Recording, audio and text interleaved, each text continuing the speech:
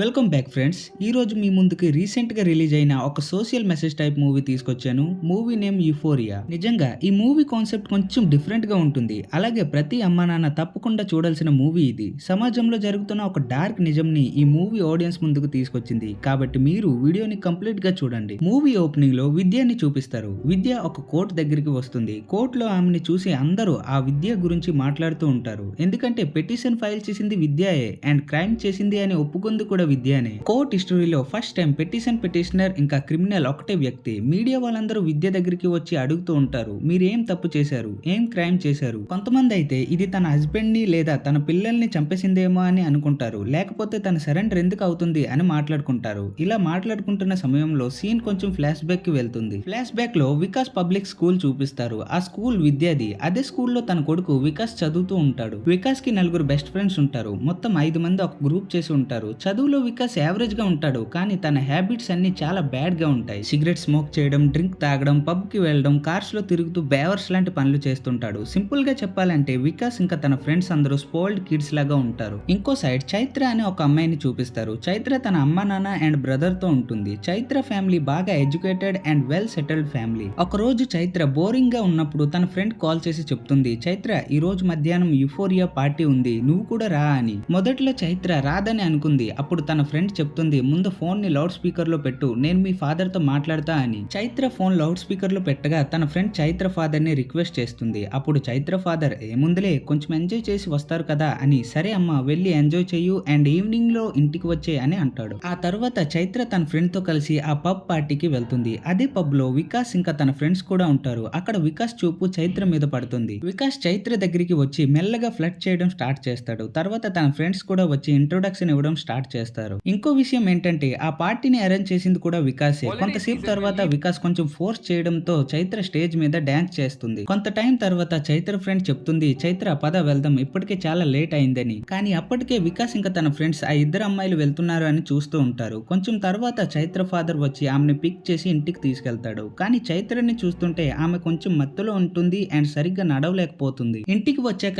ఎవరితో మాట్లాడకుండా తన రూమ్ కి వెళ్లిపోయి చాలా ఏడుస్తుంది. బాత్రూమ్ కి వెళ్ళినప్పుడు తన ప్రైవేట్ పార్ట్ నుండి బ్లడ్ వస్తుంది. అప్పుడు చైత్రకి అర్థమవుతుంది తనతో బలవంతంగా తప్పు జరిగిందని. కానీ ఈ విషయం తన పేరెంట్స్ తో షేర్ చేయలేదు. Next day morning Chaitra friend తనకి కాల్ చేసి ఫాస్ట్ గా ఇన్స్టాగ్రామ్ ఓపెన్ చేయి, నిన్న పబ్ లో కలిసిన ఆ అబ్బాయిలు ఒక వీడియో పోస్ట్ చేశారు అని చెప్తుంది. చైత్ర ఆ వీడియో ఓపెన్ చేసి చూస్తుంది. ఆ వీడియోలో వికాస్ ఇంకా తన ఫ్రెండ్స్ కలిసి చైత్రని కిస్ చేస్తూ ఉంటారు. ఆ సీన్ చూసి చైత్ర చాలా షాక్ అయిపోతుంది. ఎందుకంటే చైత్రకి ఐఏఎస్ ఆఫీసర్ అవ్వాలనే డ్రీమ్ ఉంది. దానికోసం ప్రిపరేషన్ కూడా చేస్తూ ఉంటుంది. కానీ ఈ ఇన్సిడెంట్ తర్వాత తన లైఫ్ మొత్తం స్పాయిల్ అయిపోయిందేమో అని అనుకొని చాలా ఏడుస్తుంది. ఇంకో పక్కన వికాస్ తన ఫ్రెండ్స్ ని చాలా తిడతాడు. ఎందుకంటే వాళ్ళలో ఒకరు ఆ వీడియోని రికార్డ్ చేసి ఇన్స్టాగ్రామ్ లో పోస్ట్ చేశారు. వికాస్ అంటాడు, ఆ అమ్మాయి ఒకవేళ పోలీస్ కంప్లైంట్ ఇస్తే మన కెరియర్ మొత్తం నాశనం అయిపోతుంది, కాబట్టి అందరూ ఫోన్ లో ఉన్న డేటా మొత్తం డిలీట్ చేయండి. అప్పుడు వాళ్ళు ఆ ఇన్స్టాగ్రామ్ పోస్ట్ ని డిలీట్ చేసి ఫోన్ డేటా కూడా డిలీట్ చేస్తారు. తర్వాత అందరూ సెపరేట్ స్టేట్స్ కి వెళ్ళిపోతారు. ఇప్పుడు చైత్ర లంచ్ కోసం కిందకి వచ్చినప్పుడు తన ఫాదర్ ఆమె కండిషన్ చూసి అడుగుతాడు,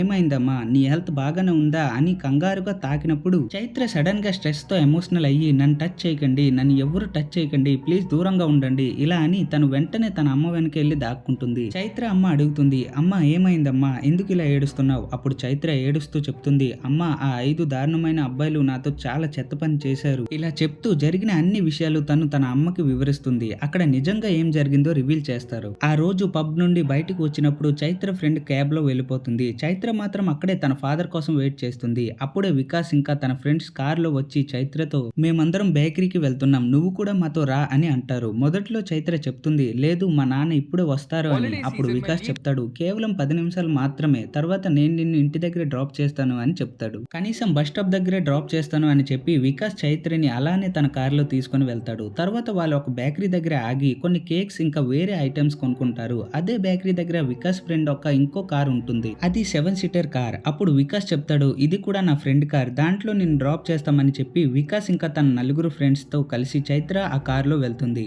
రోడ్ లో వెళ్తున్న టైంలో వికాస్ చైత్రని టచ్ చేయడం మొదలు పెడతాడు. కిస్ చేయడానికి కూడా ట్రై చేస్తాడు. కానీ చైత్ర ఒపోజ్ చేస్తూ వద్దు అని చెప్తుంది. ఆమె హెల్ప్ అని అరుస్తుంది. కానీ ఆ అబ్బాయిలు ఆమె మౌత్ క్లోజ్ చేసి ఎవరు లేని ఒక ప్లేస్ కి తీసుకెళ్తారు. అక్కడ ఒకరి తర్వాత ఒకరు చైత్రపై అత్యాచారం చేయడం మొదలు పెట్టారు. వాళ్ళ ఫ్రెండ్స్ లో ఒకడు ఆ సీన్ ని కూడా రికార్డ్ చేస్తూ ఉంటాడు. తర్వాత వాళ్ళు చైత్రని మళ్ళీ ఆ పబ్ దగ్గర డ్రాప్ చేసి వెళ్ళిపోతారు. కొంత టైం తర్వాత తన తన ఫాదర్ అక్కడికి వచ్చి ఆమెని తీసుకుని వెళ్తాడు. ఇది వినగానే చైత్ర ఫ్రెండ్స్ చాలా షాక్ అయ్యారు. తన అమ్మ ముందు డాక్టర్ దగ్గరికి వెళ్దామని చెప్తుంది, కానీ చైత్ర ముందు పోలీస్ స్టేషన్ కి తీసుకెళ్ళండి, ఆ రాక్షసులకు ముందు పనిష్మెంట్ ఇవ్వాలి అని చెప్తుంది. అప్పుడు చైత్ర ఫాదర్ తనకు తెలిసిన పోలీస్ ఆఫీసర్ దగ్గరికి వెళ్తాడు. పోలీస్ ఆఫీసర్ చైత్రని యుఫోరియా పార్టీలో ఏం జరిగిందని అడగడానికి ట్రై చేస్తాడు, కానీ చైత్ర అప్పటికీ కూడా ట్రామాలో ఉంది కాబట్టి మాట్లాడలేకపోతుంది. అప్పుడు ఆ పోలీస్ ఆఫీసర్ చైత్ర ఫాదర్ తో తనకు కొంచెం టైం ఇవ్వండి, తనకు ఒక కౌన్సిలింగ్ సెంటర్ కి తీసుకెళ్ళండి అని సజెస్ట్ చేస్తాడు. అక్కడ ఒక లేడీ పోలీస్ ఆఫీసర్ చాలా ఫ్రెండ్లీగా చైత్రతో మాట్లాడుతూ మెల్లమెల్లగా జరిగిన విషయాలు అన్ని అడగడం స్టార్ట్ చేస్తుంది. అలా చైత్ర కూడా మెల్లగా తనతో జరిగిన అన్ని డీటెయిల్స్ చెప్తుంది, ఇంకా లొకేషన్ గురించి కూడా చెప్తుంది. పోలీస్ అక్కడికి వెళ్లి ఇన్వెస్టిగేషన్ చేస్తే కొన్ని ప్రూఫ్స్ దొరుకుతాయి, లైక్ కేక్ పీసెస్,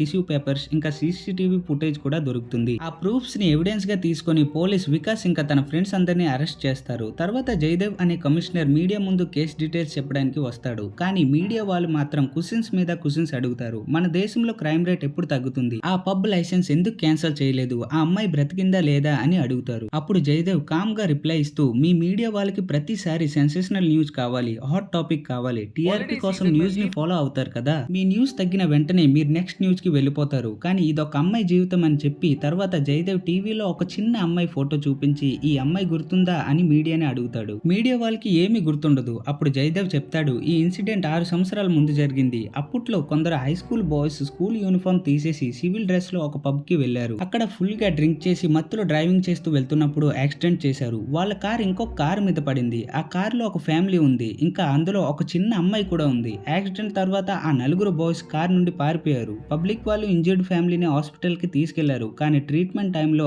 ఆ ఫ్యామిలీ మొత్తం చనిపోయింది, ఆ చిన్న పాపతో సహా. తర్వాత జయదేవ్ ఇంకో అబ్బాయి ఫోటో చూపించి ఇతను మీకు గుర్తున్నాడా అని అడిగాడు. మీడియా వాళ్ళు ఐడెంటిఫై చేస్తారు, ఇతను సైకో సాహిల్ కదా అని అంటారు. జయదేవ్ చెప్తాడు, సిటీలో చాలా మందిని చంపిన సైకో సాహిల్ ఇతనే. టీనేజ్ లో ఉన్నప్పుడే ఆ సాహిల్ ఆ చిన్న అమ్మాయి ఫ్యామిలీ యాక్సిడెంట్ కి కారణమైన వాళ్ళని చంపేశాడు. ఆ ఇన్సిడెంట్ తర్వాత ఎవరైనా ఆ క్రైమ్ గురించి గుర్తు చేస్తే సాహిల్ ఒక సైకో లాగా రియాక్ట్ అయ్యి వాళ్ళని కూడా చంపడం మొదలు పెట్టాడు. దాంతో పాటు సాహిల్ చాలా ఇల్లీగల్ పనులు చేశాడు, ఎస్పెషల్లీ డ్రగ్స్ బిజినెస్ ఇంకా పబ్ రిలేటెడ్ కేసెస్ లో కూడా ఇన్వాల్వ్ అయ్యాడు. అన్నిట్లో ఒకటే కామన్ పాయింట్ ఉంది, అందరూ minors. Last year minors crime rate 30% ఉంది, కానీ ఈ సంవత్సరం కేవలం 3 నెలల్లోనే 32% రికార్డ్ అయింది. కాబట్టి క్రిమినల్స్ అయ్యే ముందే వాళ్ళని కంట్రోల్ చేయాలి. ఈ కేసులో మైనర్స్ క్రిమినల్స్ అయినా సరే అసలు తప్పు వాళ్ళ పేరెంట్స్ దే అని చెప్తాడు. రూల్స్ ప్రకారం నేను పిల్లల పేరు చెప్పను, కానీ వాళ్ళ పేరెంట్స్ గురించి మాత్రం తప్పకుండా చెప్తాను. ఇలా చెప్పి వికాస్ ఇంకా తన నలుగురు ఫ్రెండ్స్ పేరెంట్స్ గురించి చెప్తాడు. ఆ అబ్బాయిలందరూ పెద్ద పెద్ద వ్యక్తుల పిల్లలు, మినిస్టర్స్, బిజినెస్ మ్యాన్, ఇంకా పొలిటీషియన్స్. టీవీలో వాళ్ళ పేరు వినగానే వాళ్ళందరికీ షాక్ వస్తుంది. అంటే వాళ్ళ పేరెంట్స్ చిన్నప్పటి నుంచి పిల్లల్ని కరెక్ట్ గా గైడ్ చేసుంటే ఇవాళ క్రిమినల్స్ అయ్యే అవకాశం ఉండేది కాదని చెప్తాడు.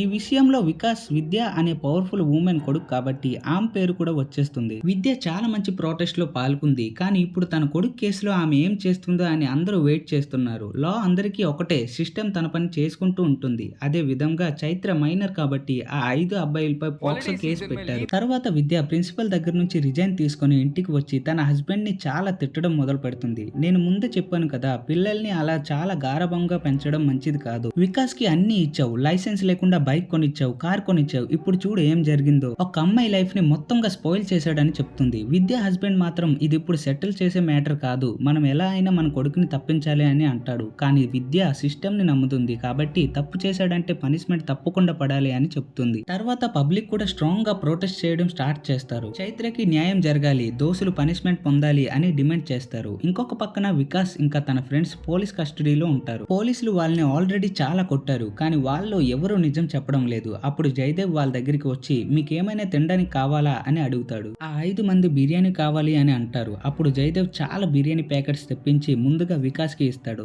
వికాస్ 2 రోజుల ఆకలితో ఉండడం వల్ల ఒక ప్యాకెట్ ని కొన్ని నిమిషాల్లో తినేస్తాడు. జయదేవ్ ఇంకొక ప్యాకెట్ తినమని చెప్తాడు. ఇలా చేసి 5 to 6 ప్యాకెట్స్ వరకు తినిపిస్తాడు. చాలా కష్టపడి వికాస్ తింటున్నప్పుడు స్టమక్ ఫుల్ అయ్యి అక్కడే స్ప్రో కోల్పోతాడు. అదే ట్రీట్మెంట్ మిగతా 4 కూడా చేస్తారు. దాన్ని భరించలేక ఆ 5 మంది పోలీస్ కి నిజం చెప్పడం మొదలు పెడతారు. సీన్ రీక్రియేషన్ కోసం పోలీస్ వాళ్ళని అదే ప్లేస్ కి తీసుకెళ్తారు. వికాస్ ఇంకా తన ఫ్రెండ్స్ డీటెయిల్ గా చెప్తారు ఎలా చైత్రతో దుర్వినియోగం చేశారో అని. తర్వాత పోలీసులు వాళ్ళని పొటెన్సీ టెస్ట్ కోసం హాస్పిటల్ కి తీసుకెళ్తారు. డాక్టర్ వాళ్ళకి ప్రొసీజర్ ఎక్స్ప్లెయిన్ చేస్తాడు. ఒక్కొక్కరిని కర్టెన్ వెనకాలక నగ్నంగా నిలబడి టెస్ట్ చేస్తారు, కానీ నర్వస్నెస్ వల్ల ఎవరికి ఎరెక్షన్ రాదు. డాక్టర్ వాళ్ళని టీచ్ చేస్తూ అమ్మాయిని బలవంతంగా ఎంజాయ్ చేసినప్పుడు నర్వస్ ఫీల్ అవ్వలేదా, ఇప్పుడు ఎందుకు ఇలా అవుతున్నారు అని అంటాడు. అప్పుడు వికాస్ ఫ్రెండ్ 3 నిమిషాల సంతోషాని కోసం ఇప్పుడు నరకం నరకం లాంటి పరిస్థితి ఫేస్ చేస్తున్నాం అని అంటాడు. తర్వాత వికాస్ టర్న్ వచ్చినప్పుడు అతను కూడా ట్రై చేస్తాడు, కానీ ఎరెక్షన్ జరగదు. ఫ్రస్ట్రేషన్ లో ఒక కెమికల్ తాగి సూసైడ్ అటెంప్ట్ చేస్తాడు. కొన్ని నిమిషాల తర్వాత వికాస్ పేరెంట్స్ కి తెలిసి హాస్పిటల్ కి తీసుకెళ్తారు. పోలీస్ రూల్స్ ప్రకారం గవర్నమెంట్ హాస్పిటల్ కి తీసుకెళ్లాలి, కానీ విద్య తన ఇన్ఫ్లుయెన్స్ ని యూజ్ చేసి ఒక పెద్ద డాక్టర్ ని పిలిపిస్తుంది. ఆ డాక్టర్ టీం వచ్చి వికాస్ ప్రాణం కాపాడుతారు. తర్వాత విద్య తన కొడుకు వికాస్ దగ్గరికి వెళ్లి, మీరు చాలా పెద్ద తప్పు చేశారు, ఇప్పుడు చనిపోవడం మీకు ఈజీయే, కానీ మీలాంటి వాళ్ళు జీవితంలో బ్రతికి పనిష్మెంట్ ని ఫేస్ చేయాలి. కొన్ని రోజుల తర్వాత చైత్ర కేసు పోక్సో కోర్టుకి వస్తుంది. జడ్జ్ చైత్రని అడుగుతుంది, ఆ రోజు ఏం జరిగింది? చైత్ర చెప్పడం మొదలు పెడుతుంది,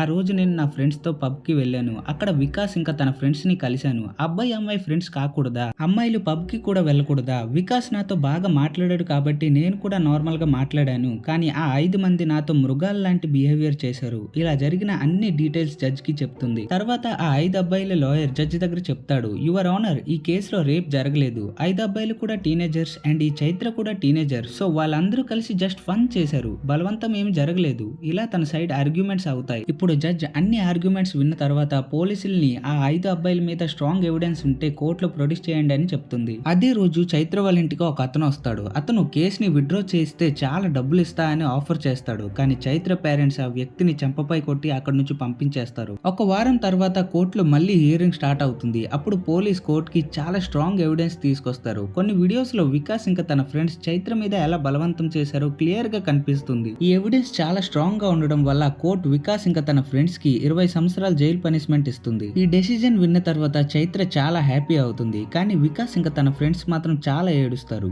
జడ్జ్ ఇంకో డెసిజన్ కూడా చెప్తుంది. జయదేవ్ మైనర్స్ పేరెంట్స్ పేరు పబ్లిక్ లో రివీల్ చేశాడు కాబట్టి జయదేవ్ ని సస్పెండ్ చేస్తున్నట్టు ఆర్డర్ ఇస్తారు. తర్వాత మీడియా వాళ్ళు జయదేవ్ దగ్గరికి వచ్చి ప్రశ్నలు అడగడం మొదలు పెడతారు. అప్పుడు జయదేవ్ చెప్తాడు, నాకు జాబ్ పోగొట్టుకోవడం అంటే ప్రాబ్లం కాదు, కానీ లా అందరికీ ఒకేలాగా ఉండాలి. తర్వాత సీన్ లో వికాస్ ఇంకా తన ఫ్రెండ్స్ ని సెంట్రల్ జైల్ కి పంపిస్తారు. అందరూ వేరే వేరే జైల్స్ లో ఉంటారు. జైల్లో వికాస్ గురించి తెలుసుకుని అక్కడ ఉన్న ప్రిజనర్స్ వికాస్ ని టార్చర్ చేయడం స్టార్ట్ చేస్తారు. షాకింగ్లీ అదే జైల్లో సైకో సాయిల్ కూడా ఉంటాడు. సాయిల్ ఇంకా తన ఫ్రెండ్స్ వికాస్ మీద అత్యాచారం చేయడానికి ట్రై చేస్తారు, కానీ వికాస్ కోపంతో సాయిల్ ని చాలా గట్టిగా కొడతాడు. జైల్లో ఇప్పటి వరకు ఎవరు సాయిల్ ని కొట్టలేదు కాబట్టి ఈ సీన్ చూసి మిగతా ప్రిజనర్స్ అందరూ వికాస్ ని చూసి భయపడడం స్టార్ట్ చేస్తారు. ఇలా 6 సంవత్సరాలు గడిచిన తర్వాత విద్య కోర్టులో అపీల్ చేసి వికాస్ ని 3 నెలల పెరోల్ మీద బయటికి తీసుకొస్తుంది ఐఐటి ఎగ్జామ్ రాయించడానికి. తను జైలుకి వెళ్ళిన తర్వాత జైలర్ విద్యతో చెప్తాడు, మీరు 6 సంవత్సరాల తర్వాత మీ కొడుకుని చూస్తున్నారు, మీ కొడుకు ఇప్పుడు ముందులా ఉండడు. నిజంగానే 6 సంవత్సరాల్లో వికాస్ చాలా మారిపోయాడు.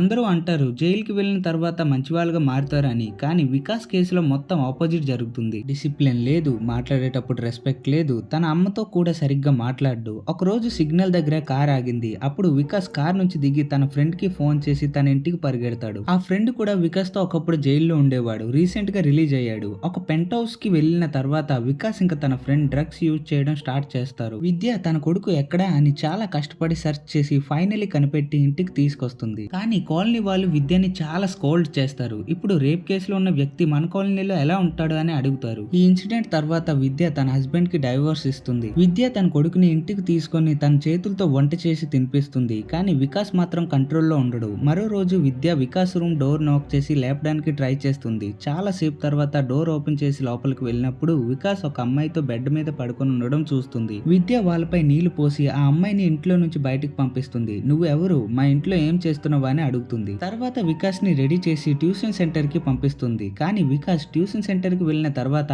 అక్కడ స్టూడెంట్స్ ని డిస్టర్బ్ చేయడం స్టార్ట్ చేస్తాడు, ఇంకా బుక్స్ కూడా కాల్చేస్తాడు. చాలా పొగరుతో నేను ఈ చదువులన్నీ వదిలేశాను, నాకు ఇంట్రెస్ట్ లేదు అని తన అమ్మతో చెప్తాడు. తర్వాత వికాస్ తన ఫ్రెండ్ తో కలిసి డ్రగ్ బిజినెస్ స్టార్ట్ చేస్తాడు. ఒక రోజు ఇద్దరు ఒక వ్యక్తి దగ్గర డీల్ గురించి మాట్లాడడానికి వెళ్తారు. షాకింగ్లీ ఆ వ్యక్తి జయదేవ్. ఇప్పుడు జయదేవ్ నార్కోటిక్స్ డిపార్ట్మెంట్ లో వర్క్ చేస్తున్నాడు. డ్రగ్ డీలర్స్ ని పట్టుకోవడానికి మారు వేషంలో వచ్చాడు. జయదేవ్ బిహేవియర్ చూసి ఆ వ్యక్తి డౌట్ పడతాడు. గన్ బయటికి తీయడానికి ట్రై చేస్తాడు, కానీ జయదేవ్ వెంటనే గన్ తీసుకొని ఆ వ్యక్తిని షూట్ చేస్తాడు. అప్పుడు జయదేవ్ టీం అక్కడికి వచ్చి డ్రగ్ డీలర్స్ ని ఎన్కౌంటర్ చేసి చంపేస్తారు. తర్వాత సీన్ లో జయదేవ్ వికాస్ ని తన అమ్మ విద్య దగ్గరికి తీసుకొస్తాడు. అసలు మ్యాటర్ ఏంటంటే జయదేవ్ విద్య హెల్ప్ తో ఈ డ్రగ్ డీలర్స్ ని ట్రాప్ చేశాడు. వికాస్ దగ్గర కొన్ని ఎవిడెన్సెస్ ఉన్నాయి. వాటిని విద్య చూసి జయదేవ్ కి కాల్ చేసింది. అప్పుడు జయదేవ్ టీం వచ్చి వాళ్ళని అరెస్ట్ చేశారు. తర్వాత జయదేవ్ వికాస్ ని చాలా గట్టిగా వార్నింగ్ ఇస్తాడు. 6 సంవత్సరాలు జైల్లో ఉన్న తర్వాత కూడా నీకు బుద్ధి రాలేదా? ఈ పనులన్నీ జైల్లోనే నేర్చుకున్నావా? మరోసారి నా ముందు కనిపించుకు, మళ్ళీ నువ్వు డ్రగ్ కేసులో దొరికావంటే ముందు నిన్ను ఎన్కౌంటర్ చేస్తాను అని అక్కడి నుంచి వెళ్ళిపోతాడు. అదే రోజు రాత్రి వికాస్ తన ఇంట్లో పెద్ద పార్టీ అరేంజ్ చేసి తన ఫ్రెండ్స్ ని ని పిలుస్తాడు. అదే టైంలో విద్య ఇంటికి తిరిగి వచ్చి తన గన్ తీసుకొని చాలా కోపంతో హంగామా స్టార్ట్ చేస్తుంది. భయం వల్ల వికాస్ ఫ్రెండ్స్ అందరూ అక్కడి నుంచి పారిపోతారు. అప్పుడు వికాస్ చెప్తాడు, సరే ఇప్పుడు నువ్వు గన్ కూడా కొనుక్కున్నావు కదా, నన్ను చంపేస్తే నీ ప్రాబ్లమ్స్ అన్ని సాల్వ్ అయిపోతాయి అని చెప్పి గన్ ని విద్య దగ్గర నుంచి తీసుకొని ఆమె మీద ఏం చేస్తాడు. ఇలా మాటల మధ్యలో ఇద్దరి మధ్య ఒక పెద్ద గొడవ స్టార్ట్ అవుతుంది. విద్య తన కొడుకు దగ్గర నుంచి గన్ తీసుకోవడానికి ట్రై చేస్తుంది. కానీ వికాస్ ఆల్రెడీ ఫుల్ గా డ్రంక్ అయి ఉంటాడు. తన అమ్మ అని రెస్పెక్ట్ లేకుండా తనని కూడా ఏదో రకంగా చూస్తాడు. అప్పుడు విద్య కోపంతో వికాస్ ని దూరంగా తోసి తన దగ్గరలో ఉన్న ఆల్కహాల్ బాటిల్ తో తన కొడుకు తల మీద కొట్టడం స్టార్ట్ చేస్తుంది. తను అంటుంది, ఇప్పుడు నాకు అర్థమైంది కానీ నేను ఎంత పెద్ద తప్పు చేశాను. కోపంలో విద్య కూడా చాలా డ్రింక్ చేయడం స్టార్ట్ చేస్తుంది. తర్వాత వికాస్ ని ఇంటి నుంచి బయటికి పంపేస్తుంది. ఎక్కడికి వెళ్ళాలనుకుంటున్నావో అక్కడికి వెళ్ళిపో, చనిపోయినా పర్వాలేదు అని లోపలికి వెళ్ళిపోతుంది. కొంత టైం తర్వాత వికాస్ తన తప్పు గురించి ఆలోచించి చాలా రిగ్రెట్ ఫీల్ అవుతాడు. మరుసటి రోజు మార్నింగ్ వికాస్ ఇంటికి తిరిగి వచ్చినప్పుడు విద్య ఇంకా డ్రింక్ చేస్తూ వామిట్ చేస్తూ ఉంటుంది. అప్పుడు విద్య సర్కాస్టిక్ గా చెప్తుంది, ఇప్పటి నుంచి మన ఇద్దరం కలిసి తాగుతాం, చెప్పు ఏ బ్రాండ్ మంచిది అని. అప్పుడు వికాస్ మెల్లగా తన అమ్మని కంట్రోల్ చేయడం స్టార్ట్ చేస్తాడు. ఎందుకంటే ఇప్పుడు విద్య కంప్లీట్లీ ఆలోచించే స్టేట్ లో ఉండదు. ఇక్కడ ఒక సైడ్ స్టోరీ కూడా చూపిస్తారు. వికాస్ తో డ్రగ్స్ తీసుకునే గ్రూప్ లో ఇద్దరు అమ్మాయిలు కూడా ఉంటారు. వాళ్ళు విలేజెస్ నుంచి చదువుకోవడానికి సిటీకి వచ్చిన వాళ్ళే, కానీ తప్పుడు ఫ్రెండ్స్ వల్ల డ్రగ్స్ కి అడిక్ట్ అయిపోయారు. ఒక రోజు వాళ్ళిద్దరిలో ఒక అమ్మాయి అంటే వికాస్ ఫ్రెండ్ చాలా డ్రంక్ అయ్యి రైల్వే ట్రాక్ మీద తిరుగుతుంటుంది. అప్పుడు ఒక ట్రైన్ వచ్చి ఆ అమ్మాయికి తొక్కి చంపేస్తుంది. ఇదంతా అక్కడ వికాస్ డైరెక్ట్ గా చూస్తాడు. ఈ ఇన్సిడెంట్ తర్వాత వికాస్ చాలా భయపడిపోతాడు. తన అమ్మతో చెప్తాడు, అమ్మ ఇప్పటి నుంచి నువ్వు డ్రింక్ చేయక్కర్లేదు, నువ్వు చెప్పినట్టు నేను ఎగ్జామ్ రాయడానికి ప్రిపేర్ అవుతాను. విద్య కూడా డ్రింకింగ్ వదిలేసి వికాస్ ని చదువుకోవడానికి ఎంకరేజ్ చేస్తుంది. వికాస్ కూడా సీరియస్ గా ప్రిపేర్ అవుతాడు. కానీ ఇంకో పక్కన జయదేవ్ వికాస్ దగ్గరికి వెళ్లి సైకో సాహిల్ గురించి డ్రగ్ డీల్స్ గురించి అడుగుతాడు. సాహిల్ జైల్లో ఉంటూ తన ఇల్లీగల్ డీలింగ్స్ రన్ చేస్తూ ఉంటాడు. కానీ వికాస్ జయదేవ్ కి ఏమీ చెప్పడు. ఒక రోజు వికాస్ తన ఫ్రెండ్స్ తో ఉన్నప్పుడు తన చాలా ఓల్డ్ ఫ్రెండ్ మళ్ళీ కలుస్తాడు. చాలా సంవత్సరాల తర్వాత ఇద్దరు కలుస్తారు. ఆ ఫ్రెండ్ పెరోల్ మీద బయటికి వచ్చినట్టు తెలుస్తుంది. అప్పుడు ఆ ఫ్రెండ్ షాకింగ్ ట్రూత్ చెప్తాడు. ఆ రోజు మన కేసులో పోలీస్ కి ఎవిడెన్స్ ఇచ్చింది వేరే ఎవరూ కాదు, మీ అమ్మ విద్యాయే. నువ్వు ఆ రోజు ఫోన్ ఫ్లష్ చేసినప్పుడు ఆమె ప్లంబింగ్ లో నుంచి ఆ ఫోన్ తీసి పోలీస్ కి ఇచ్చింది. ఈ విషయం విని వికాస్ చాలా షాక్ అయిపోతాడు. తన జీవితం మొత్తం నాశనం అయింది అని ఫీల్ అవుతాడు. ఇంకో రోజు వికాస్ ఎగ్జామ్ రాయడానికి రెడీ అవుతాడు. అదే టైంలో సైకో సాహిల్ జైలు నుంచి ఎస్కేప్ అయ్యి వికాస్ మీద అటాక్ చేయడానికి వస్తాడు. ఎందుకంటే తన డ్రగ్స్ బిజినెస్ ని వికాస్ గ్యాంగ్ టేక్ ఓవర్ చేసింది. ఇద్దరి మధ్య ఒక పెద్ద ఫైట్ జరుగుతుంది. పోలీసు వాళ్ళు అక్కడికి వచ్చి సాహిల్ ని పట్టుకోవడానికి ట్రై చేస్తారు. కానీ సాహిల్ ఎస్కేప్ అయిపోతాడు. తర్వాత సాహిల్ పోలీస్ నుంచి తప్పించుకుని ఒక అడ్డాకి వెళ్లి తన దగ్గర ఉన్న డేటా మొత్తం పెన్ డ్రైవ్ లో కాపీ చేసుకుంటాడు. ఆ పెన్ డ్రైవ్ తీసుకొని పారిపోతున్నప్పుడు ఒక యాక్సిడెంట్ జరిగి సాహిల్ అక్కడే చనిపోతాడు. జయదేవ్ టీం అక్కడికి వచ్చి ఆ పెన్ డ్రైవ్ ని తీసుకుంటారు. దూరం నుంచి ఈ సీన్ మొత్తం చూసిన వికాస్ అక్కడ నుంచి సైలెంట్ గా వెళ్ళిపోతాడు. విద్య ఫోన్ చేస్తూనే ఉంటుంది కానీ వికాస్ ఫోన్ పిక్ చేయడు. ఎందుకంటే నెక్స్ట్ డే ఎగ్జామ్ ఉంది. మార్నింగ్ వికాస్ ఎగ్జామ్ హాల్ కి కూడా వెళ్ళడు. రెండో రోజు మాత్రం ఇంటికి తిరిగి వస్తాడు. పేరోల్ టైం కంప్లీట్ అయింది కాబట్టి మళ్ళీ జైలుకి వెళ్ళిపోతాడు. విద్య చేసిన అన్ని ప్రయత్నాలు వేస్ట్ అయిపోతాయి. తర్వాత కోర్ట్ సీన్ లో విద్య తన్నే క్రిమినల్ అని డిక్లేర్ చేసుకుంటుంది. తను చెప్తుంది, నేను మంచి పేరెంట్ కాలేకపోయాను, మంచి అమ్మని కూడా కాలేకపోయాను, నా కొడుకు ఇలా మారడానికి నేనే కారణం,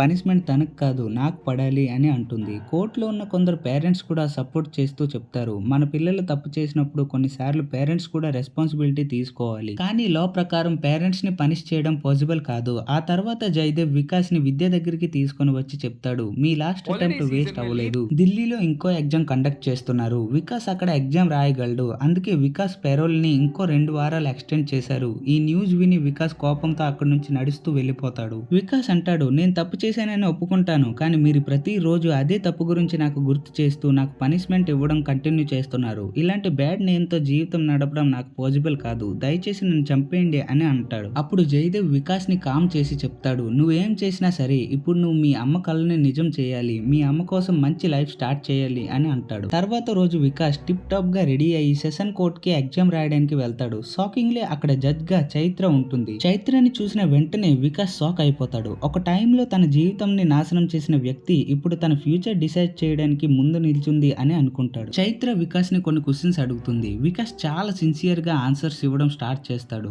ఆన్సర్ చెప్తూ ఉన్నప్పుడు తన పాస్ట్ మిస్టేక్ గురించి గుర్తు చేసుకుని చాలా ఎమోషనల్ అయ్యి ఏడుస్తాడు. తన సిన్సియారిటీ చూసి ఫైనల్ గా చైత్ర వికాస్ ని అప్రూవ్ చేస్తుంది. అదే టైంలో వికాస్ ఇంకా చైత్ర మధ్య పెళ్లి జరిగినట్టు చూపిస్తారు. తర్వాత వికాస్ సర్టిఫికెట్ చూసి విద్య చాలా హ్యాపీ అవుతుంది. వికాస్ వెంటనే తన అమ్మ పాదాల దగ్గర పడిపోయి క్షమించమని అడుగుతాడు. ఇలాంటి ఎమోషనల్ మూమెంట్స్ తో ఫైనల్లీ ఈ స్టోరీ ఎండ్ అవుతుంది. ఈ మూవీపై మీ ఒపీనియన్స్ ఏంటి కామెంట్స్ లో చెప్పండి.